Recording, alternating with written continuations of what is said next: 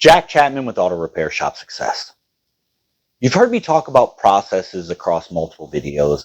Some of you have even attended my training courses or are currently taking part in our coaching programs, and we appreciate you. But what about those who haven't? I'm sure you know by now a general idea of what good processes look like. But what about implementation? Are you struggling there? Are you having trouble making things stick?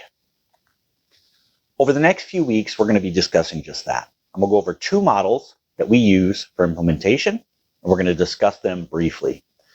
But in the meantime, if you're at a place in your business where you're struggling with this, reach out to us.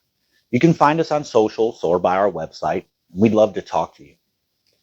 Join other shop owners like yourselves who are already benefiting from our training and coaching that is tailored to your specific needs. You won't get that cookie cutter, one-size-fits-all approach to your business. We genuinely want to see you succeed and build future business leaders. So reach out today. We can't wait to see you.